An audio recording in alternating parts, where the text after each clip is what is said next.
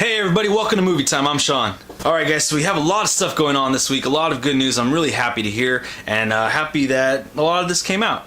Start off with Shane Black news. Shane Black has been selected to write the treatment and direct the new Predator movie. Now, it was originally stated this was going to be a reboot, but it has now been stated that this is going to be a sequel. Shane Black has said, why reboot a series with so much history that we haven't even touched on yet? I really like what Shane Black does behind the camera. I like his mind and how he develops movies and stories. He does a good job with that stuff, and I'm really excited about this. And little did I know, I just found this out this week, that he actually had a small role in the first Predator itself. So that's really cool. He worked on the first Predator behind the camera with some writing as well. So that's really cool news. I'm glad that he's got this one. Also, with more Shane Black news, he's a hot commodity right now. He's been pegged to direct the Doc Savage movie, and he likes the idea of having Chris Hemsworth play Doc Savage.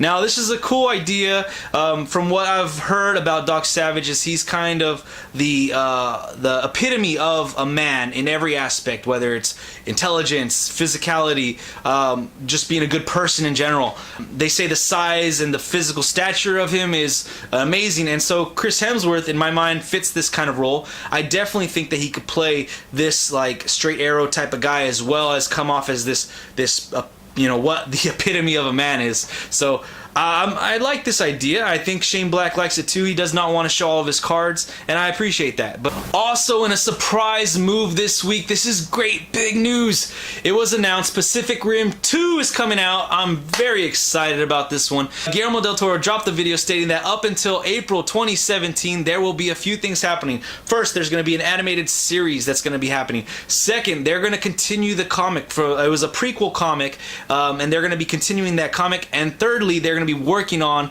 this Pacific Rim sequel, Pacific Rim 2, which will be coming out April of 2017. That's awesome news. I think the specific date was April 7th, 2017. Great news. Oh man, I really enjoyed Pacific Rim. I thought it did a good job of portraying the monsters and the machines and the kaiju and the mechs. I thought they did a great job with it. Now, the story, of course, it wasn't you know, Shakespeare, of course, but it was good enough to get the story going for me, and it had good characters in there.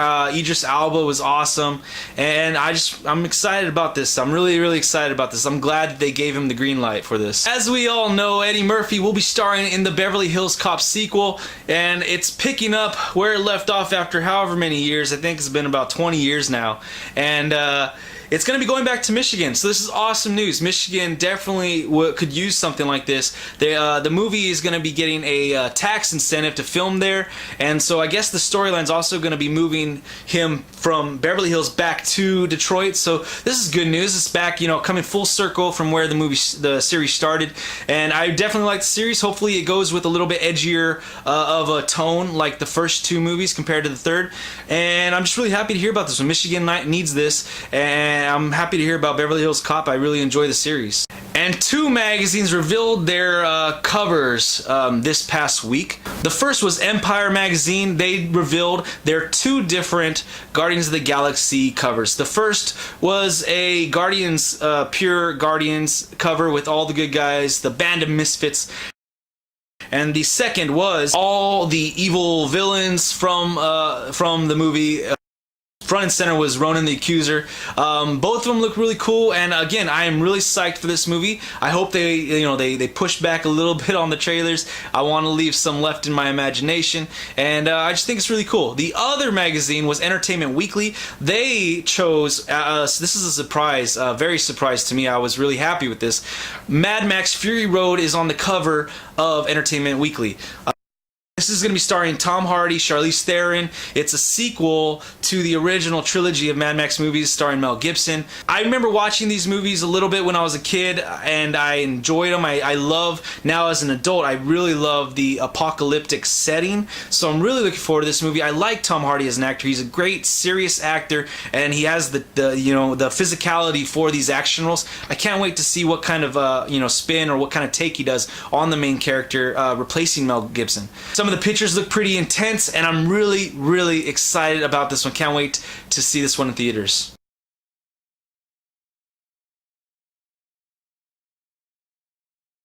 Alright guys, on to the trailers. This week there was 4 trailers, pretty interesting trailers this week. First off, you have The Wedding Ringer, and this one's starring Kevin Hart as well as Josh Gad. And I gotta say, I really like this combination. Josh Gad has this quirkiness to him that some people might find a little off-putting, but I find him actually very refreshing. I really like his comedic side and his comedic look on everything. He did a great job as Olaf in Frozen, and I remember the show that was on, I think it was last year, 1600. He was the president's son. I loved him in that show. I can't wait to see this one. Looks really funny, starring those 2 guys. The second trailer was The Judge. This one's starring Robert Downey Jr., RDJ, as well as Robert Duvall. This one looks really intense, as well as a little bit of lightheartedness to it in the trailer, but it looks like it's going to be a serious movie. You're going to be able to see that serious side of Robert Downey Jr. again, and Robert Duvall, he usually does really damn well in all of his movies. I really enjoy him as an actor, so I'm looking forward to this movie. The other trailer, now this one, oh man, this one was a great trailer. I'm really looking forward to this. I've been waiting for a trailer from this movie for, I want to say, close to a year. My estimate on that might be off, but Fury, this one starring Brad Pitt, Shia LaBeouf. There's a few other people I recognize. The kid from Percy Jackson's in there. This movie looks awesome. The trailer does a great job of setting everything up. Hopefully they can maybe come out with maybe just one more trailer. I want to be able to go in there and see this movie for myself. I don't want to get flooded with trailers. I am really excited for this movie already from it, and it looks like it's going to have a good feeling to it. So a little bit of Saving Private Ryan and just a different take on thing, a different direction.